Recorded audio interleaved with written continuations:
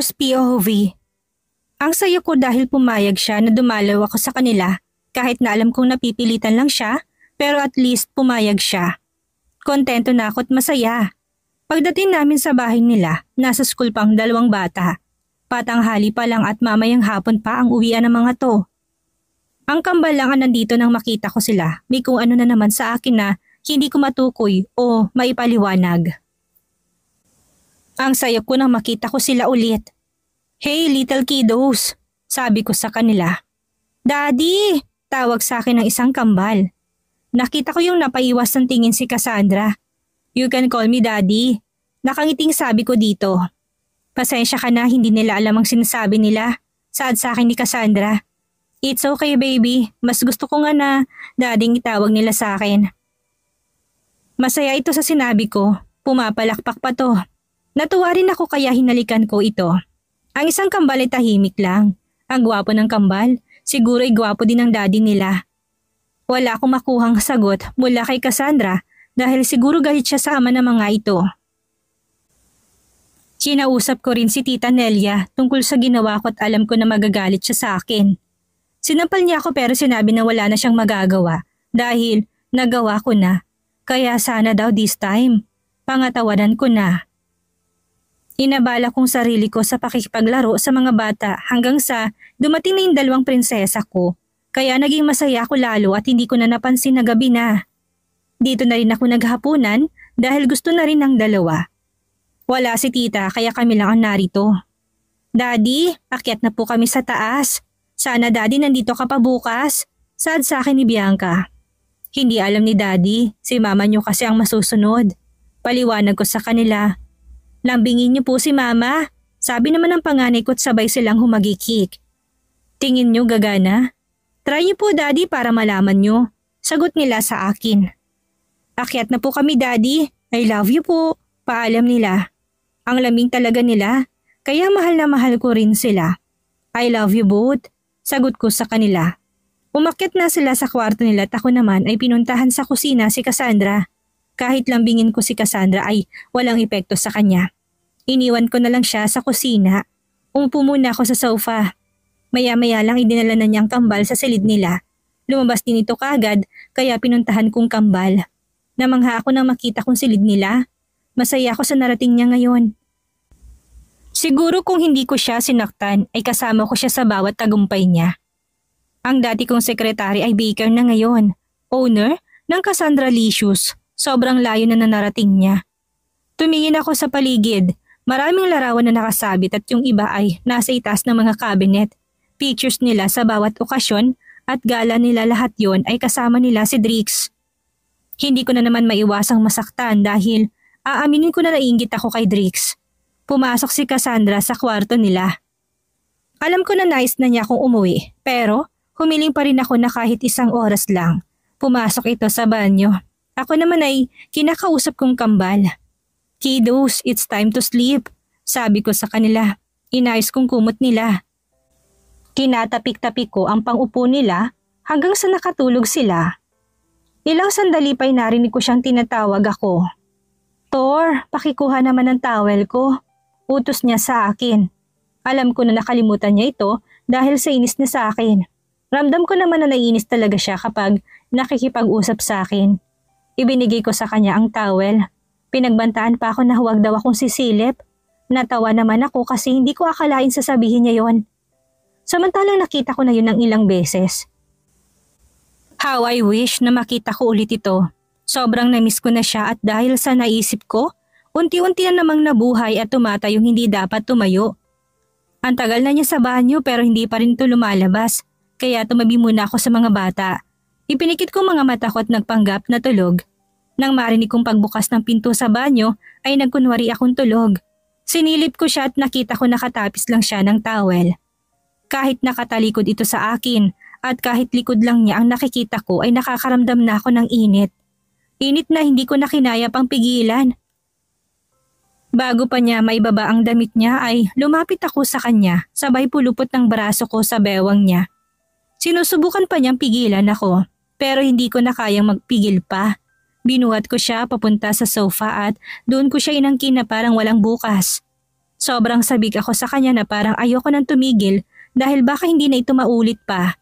Kahit tulog siya, hindi pa rin ako tumigil hanggang nagising ito ng madaling araw at sabay naming pinagsaluhan ang sarap ng bawat sandali. Kung sakaling wala na akong pag-asa sa kanya ay hindi ako titigil na mahalin siya. Napansin ko din na ang laki ng pinagkaiba niya ngayon kaysa dati. Sana dumating ang araw na mapatawad mo ko tanggapin ulit na maging parte ng buhay mo. Mahal na mahal kita, baby. Bulong ko sa kanya. Hindi man niya ako naririnig ay nais ko pa rin sabihin sa kanya ang tunay kong nararamdaman. Nagising ako dahil nakikiliti ako. Nang idilat ko mga mata ko'y bumungad sa akin ang dalawang cute na mga bata. Good morning, kambal, bati ko sa kanila.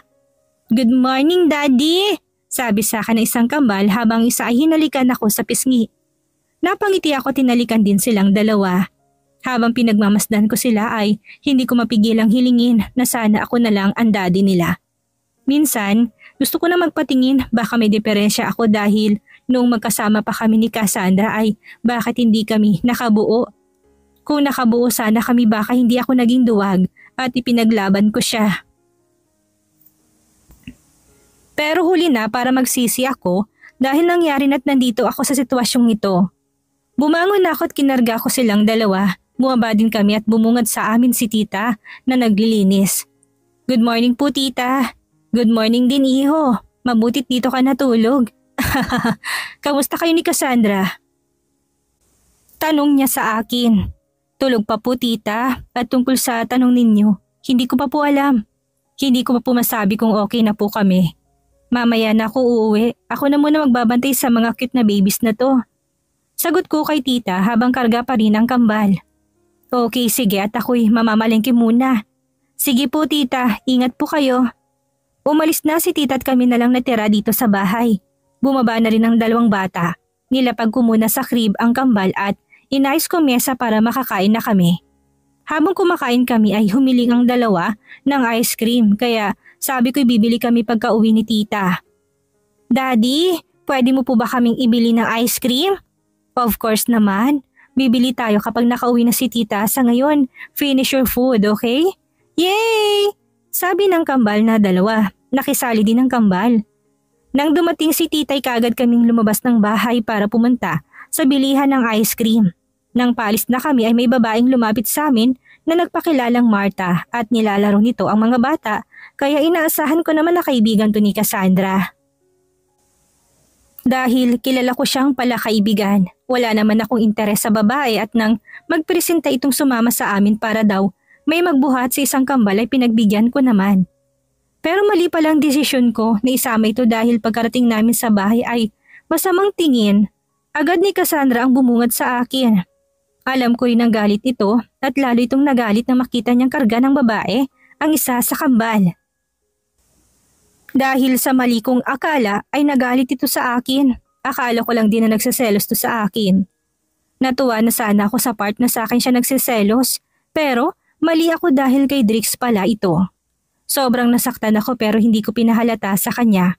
Kumilos ako ng normal. Pagkatapos niya akong bulyawan ay pumasok na ito sa loob ng bahay. Sumunod naman ako sa kanya. Sumapit ang tanghalian, kasalo pa rin nila ako sa hapagkainan. Mabilis niyang tinapos ang pagkain niya. Di minsan hindi niya ako tinapunan ng tingin simula pa kanina. Tumayo na to't pumunta sa kwarto. Tinulungan ko muna si tita sa pagligpit ng mga pinagkainan. Iho, sana maintindihan mo si Cassie. Hindi madali para sa kanyang nandyan ka, kaya sana unawain mo siya. Sad sa akin ni tita. Nakikita ko na malungkot din si tita kaya ngumiti ako sa kanya. Opo tita, alam ko po't kasalanan ko rin po kaya ganun siya sa akin. Sagot ko rito. Mabuti naman kung ganun iho. Tanging ngiti sinagot ko kay tita bago lisanin ang kusina. Umakyat ako sa itaas para magpaalam na aalis na ako. Kumatok ako pero walang sumasagot kaya pumasok na ako. Pagpasok ko'y nakaupo ito sa kama habang nakaharap sa kambal na natutulog. Nagpaalam na ako sa kanya pero wala man lang siyang naging tugon sa akin. Kaya minabuti ko nang lumabas na, hindi pa ako umalis at nanatili ako sa pintuan niya. Bago ako umalis ay iniwan ko yung singsing na binili ko dati para sa kanya at nilagay ko sa may pintuan. Nagmaneho ako pa uwi sa bahay ko. Siguro, mas mabuting hayaan ko muna siya. Buo ng desisyon ko. Babalik na muna ako sa Maynila. Cassandra's POV. Simula nung nakaraan hindi na nagpakita sa akin si Thor. Wala na nanggugulo sa akin. Hindi ko alam pero parang nakonsensya ako sa mga nasabi ko sa kanya. Alam ko naman na hindi niya sinasadya. Nadala lang ako ng inis ko kaya nabulyawan ko siya. Tapos hindi ko siya pinansin. Bahala siya. Hindi ko maiwasang mainis. Ewan ko ba pero bigla na lang ako nagsasalita ng mag-isa. Nandito ako sa opisina ko habang inaayos ang lahat ng orders. Ngayon din ang balik ni Drix galing sa Manila, kaya niyaya niya ako mag-date kami bukas ng gabi. Buo ng desisyon kong sabihin sa kanyang nakaraan ko. Ayoko na maglihim sa kanya, na-miss ko din siya dahil matagal siyang nasa Manila. Kagaya ng araw-araw kong ginagawa ay bahay at trabaho lang laging routine ko. Hindi ako pumasok ngayong araw dahil naghanda ako ng dadaling ko sa date namin ni Drix. Napili kasi namin pumunta doon sa park. Maganda kasi doon dahil magpapasko na madaming pailaw doon. Nais kong pumunta doon para maiba naman ang vibe. Hapon na at nagsimula na ako mag-ayos dahil alam ko na pupunta na si Drix dito sa bahay. Pagkababa ko'y nasa sala na siya, nilalaro niyang kambal. Hi, binati niya ako. Hi, sagot ko rin sa kanya, ngumitito sa akin. Nagpasya na kaming umalis. Tita, aalis na po kami. Paalam ko kay Tita Nelia. Sige, mag-iingat kayo. Sagot naman ito sa akin. Tahimik ang biyahe namin. Walang kahit ni isa sa amin na nagsasalita. Nakakapanibago ang pagiging tahimik niya. Nang makarating kami ay bumaba kaagad kami at naghanap na kami ng pwesto. Drix, doon na lang tayo umupo. Sabi ko sa kanya, sabay turo ng isang bakanting upuan. Tanging-tango lang ang natanggap ko na sagot sa kanya. Inihanda ko rin yung baon naming pagkain. Ang kagandahan kasi dito sa park na to, meron siyang mesa at upuan. Kain na tayo. Pagyaya ko sa kanya.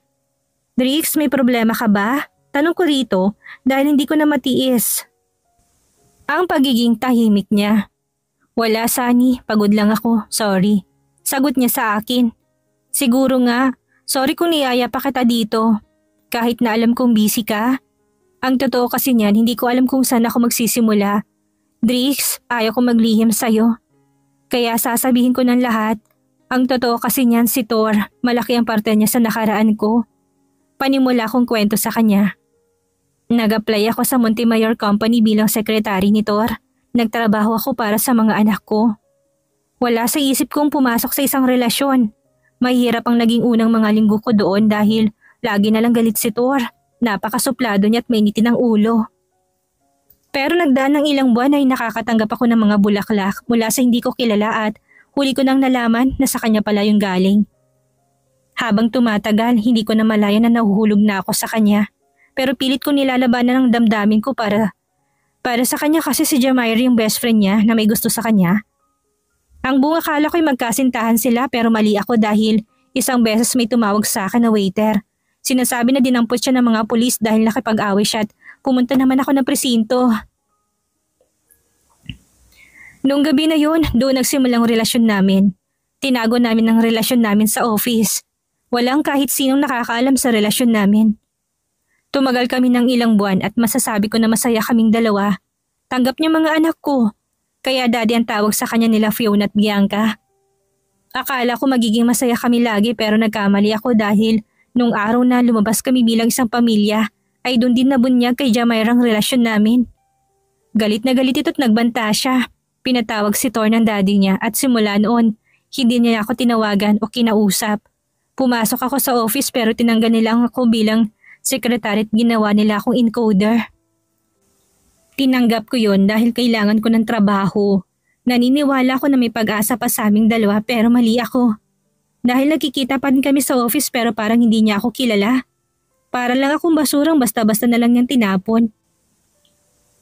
Niwala siyang paliwanag sa akin, basta na lang niya akong inabandona. Kinausap din ako ng mami niya at balak na suhulan ng pera. Doon ko nabatid na ayaw sa akin ng magulang niya. Ayaw nila dahil may mga anak na ako at isang hamak na empleyado lang. Kaya hiniling ko dito na bigyan ako ng isang buwan at tuluyan na akong aalis at lalayo sa anak nila. After 1 month, nag-text ako sa kanya na magkita kami kasi gusto ko ng closure. Pero hindi siya dumating, kaya umalis kami ng mga bata at pumunta kami dito sa Iloilo. Huli ko na din nalaman na buntis ako at siya ang ama ng kambal. Mahabang salaysay ko sa kanya. Habang nagkukwento ako, hindi ko maiwasan ang pagpatak ng luha ko dahil bumalik ang lahat ng sakit. At nung nakaraan ay nakita kami doon sa kasal ni Celine, hindi ko akalain na makikita pa kami. Nais niya ulit pumasok sa buhay ko. Kung kailan okay na ako at masaya na akong kasama ka. Dagdag na sabi ko. Doon na bumuhos ang luha ko. Hindi ko na kayang pigilan ang emosyon ko. Gusto ko nang ilabas lahat ng sakit na nararamdaman ko. Shani, don't cry. Nandito lang ako, makikinig ako sa'yo. Pero papapasukin mo pa ba siya ulit sa buhay mo? Tanong niya sa akin. Umiling ako bilang sagot sa kanya. Masaya na ako, Drix. Masaya na ako na ikaw ang kasama ko. Sagot ko sa tanong niya. Pero may mga anak kayo, Sani. Ipagkakait mo ba siya sa kanya? Ipagkakait mo ba sa kanyang karapatan niya sa kambal? Hindi mo ba nais na maging isang buong pamilya kayo? Sunod-sunod na tanong niya sa akin. Lalo ako napaiyak sa mga tanong niya. Sobrang nalilito na ako. Bakit, Trix? Nagbago na bang pagmamahal mo sa akin? Bakit parang gusto mo nang bumalik ako sa kanya? Tanong ko sa kanya. Umiwas ito ng tingin kaya alam ko na ang sagot. Masaya ako, Trix, dahil sa tingin ko may tinitibok na talagang puso mo.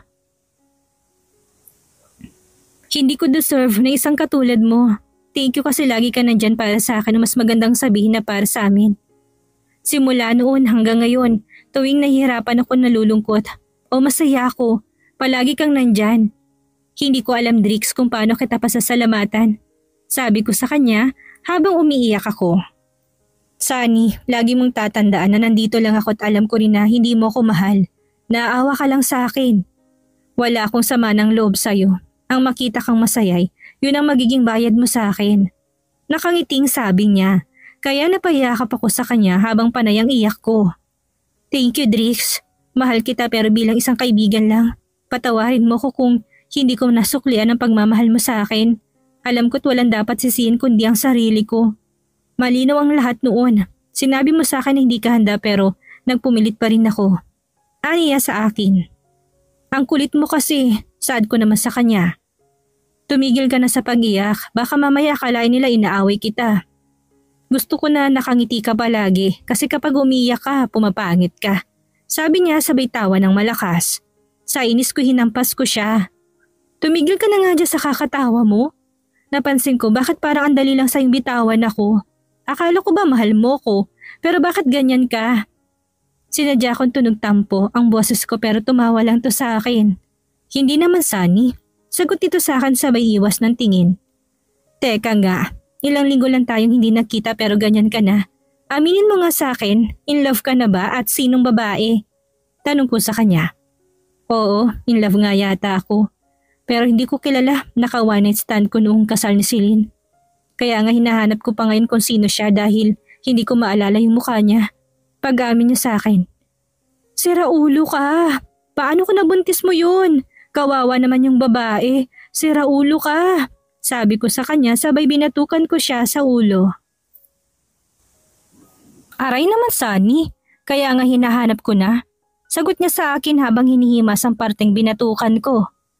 Hanapin mo dahil kawawa naman yun. Sabi ko sa kanya. Bakit ako lang umayos at ikaw naman kailan mo pababalikin si Thor sa buhay mo? Kapag naging senior na siya, kawawa naman yung kambal. Tanong niya na hindi ko malaman kung tanong ba talaga o nagbibiro lang siya. Tss. Bahala siya, napakababaero naman niya. May Aurora na, may Jamaira pa. Tapos ano, kabit ako? Ayoko nga, kigil na sabi ko. Bakit hindi mo alamin para malaman mo? Tanong niya sa akin. Ayaw ko, busy ako.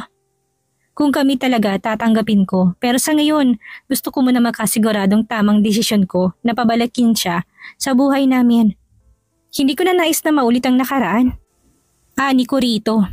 Okay basta, lagi mong tatandaan na nandito lang ako palagi para sa'yo. Sabi niya sa akin. Salamat, Drix. Mahal kita bilang matalik kong kaibigan. Ako rin, Sani.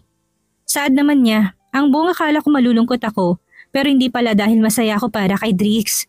Hiling ko na sana mahanap niya yung babaeng para maging masaya na to. Dahil deserve niyang maging masaya. Isa siya sa mga taong mapagmahal at maaasahan. Alam ko na maswerte ang babaeng minamahal nito. Total package na to at wala nang hahanapin pa. Nagstay lang kami saglit at nagpa siya na umuwi na. Naging magaan ang pakaramdam ko. Kinikimkim ko dahil nailabas ko ng lahat ng nasa puso ko. Ang lahat ng pag-aalala at mga agam-agam ko naging malinaw na sa akin. Malaking tulong na nailabas ko sa tamang tao ang lahat. Pagdating namin sa bahay, niyakap ko mga anak ko. Sila ang dahilan ng lahat ng pagsisikap ko at hindi ko nais na masaktan o mahirapan sila. Buo ng desisyon ko. Kapag bumalik ulit si Thor ay sasabihin ko na sa kanya ang lahat. Drix POV.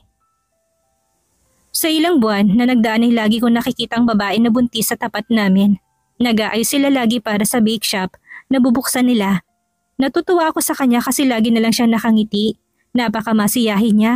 Higit sa lahat napakaamo ng mukha niya, ang ganda niya. May nakikita akong 2 batang babae at sa tingin ko'y mga anak niya.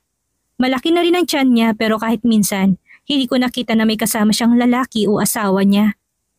Kaya noong nag-opening sila binigyan ko sila ng pagkain. Nakita ko na kanina pa sila busy.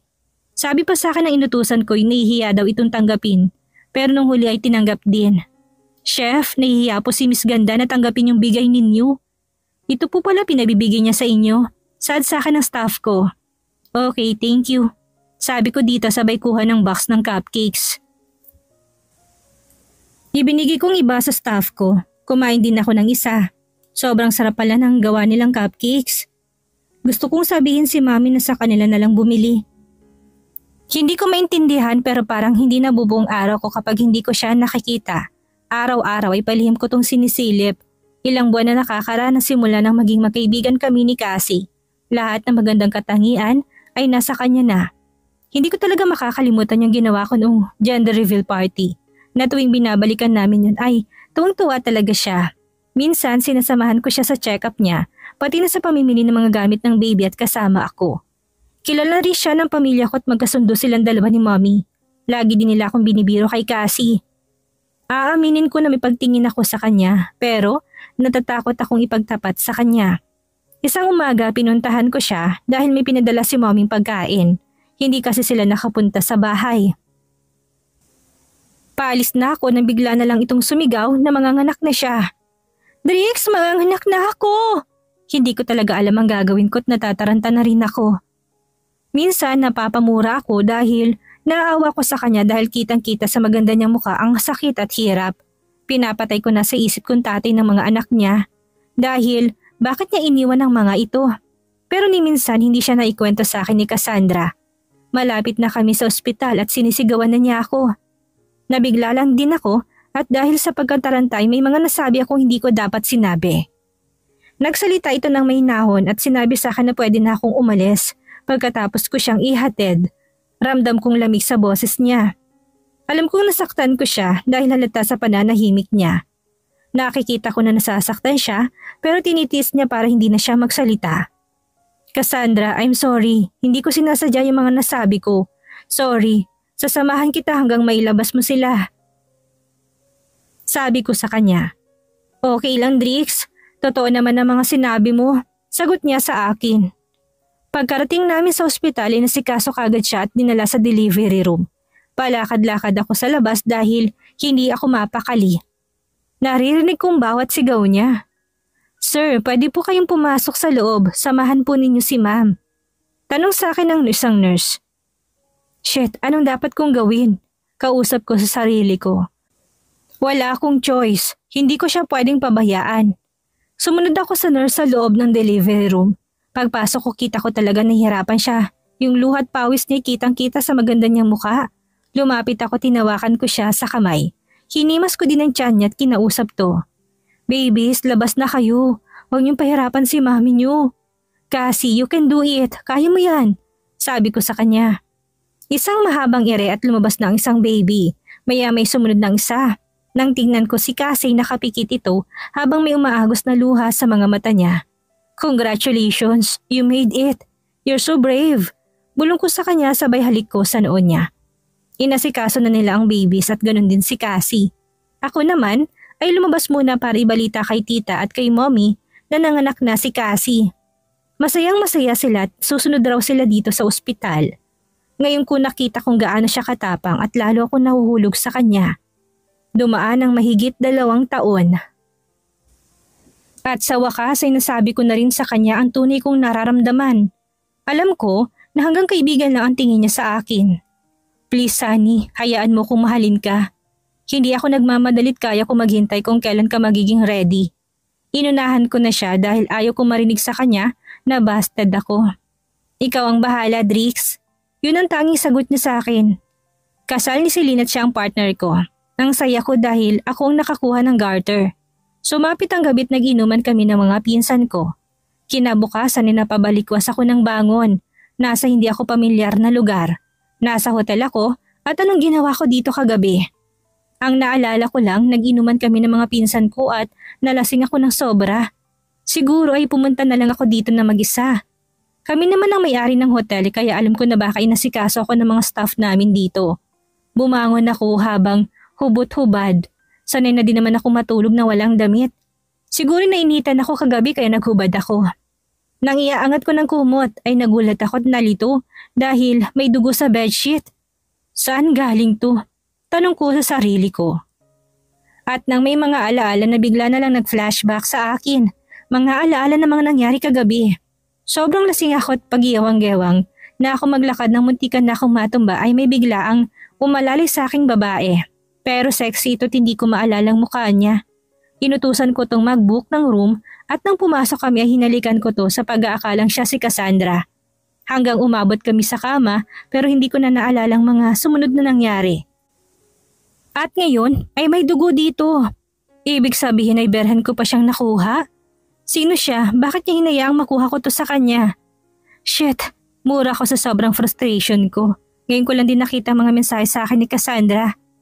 Drix, nauna na kami umuwi ng mga bata. Huwag kang mag-drive ng lasing. Ilan lang yan sa mga text na tatanggap ko mula kay Cassandra. Bakit nga ba hindi ko naalalang ihatid sila kagabi? Pero hindi rin niya ako masisisi kung hindi ko sila naihatid dahil kahapon lang ulit ako uminom ng ganon. Hindi muna ako tumawag at nagpakita kay Cassandra dahil pakaramdam ko'y pinagtaksilan ko siya kahit hindi naman kami. Sobrang litong-lito ako ngayon at dahil doon ay hindi ako nagpakita sa kanya ng 1 linggo. Simula ng gabi na may nangyari sa amin ng babae na yon ay kasabay din ang pagkawala ng nararamdaman ko para kay Cassandra. Kahit ako ay nagulat din. Sa tagal kong hindi nagpakita sa kanya ay doon ko nalaman ang tunay na estado ng puso ko para sa kanya. Ang babae na nakasama ko ay para siyang matagal ko nang kilala at may connection kami sa isa't isa. Kasi hindi sa akin sasabihin ni Cassandra ay alam ko na may namamagitan sa kanila ni Thor sa nakaraan. Habang nasa Manila ako'y may nakapagsabi din sa akin na pumupunta si Thor sa bake shop. Kaya hindi na ako nagulat dahil tama palang kutob ko. Pero nagtataka ako dahil bigla na lang wala akong makapangselos sa mga nalaman ko. Samantalang dati gumagawa na ako ng paraan kung paano ko sila papaalisin sa buhay ni Cassandra.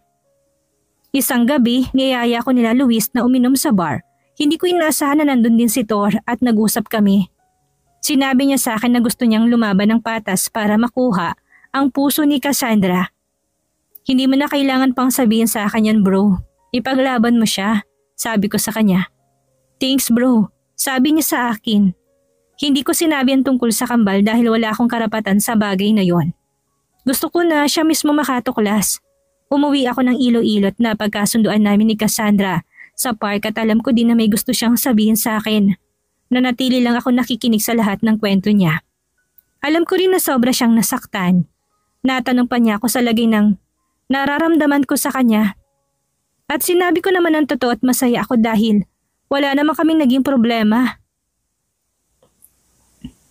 Lahat ng tulong na ginawa ko sa kanya, bukal lahat yon sa loob ko. Wala akong hinihintay na kapalit. Napaisip tuloy ako para kay Thor. Dapat ihanda niya ng sarili niya kapag inamin niyang ginawa niya. Sa tingin ko, may hirapan siyang kunin ang loob ni Cassandra. Ang kasiyahan niya ay kasiyahan ko na rin siguro. Dito na nagtatapos ang papel ko bilang manliligaw niya. At magpapatuloy bilang matalik niyang kaibigan habang buhay. Ang problema ko ngayon ay kung paano ko sasabihin sa mommy ko. Ang nangyari dahil sobrang gusto pa naman niya si Cassandra.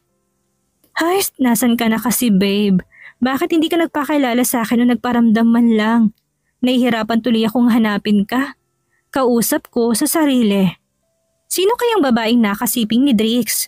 Sa muling pagkikita ni Cassandra at Thor, maamin na kaya ng dalaga ang tungkol sa anak nila? Iyan ang ating aalamin sa susunod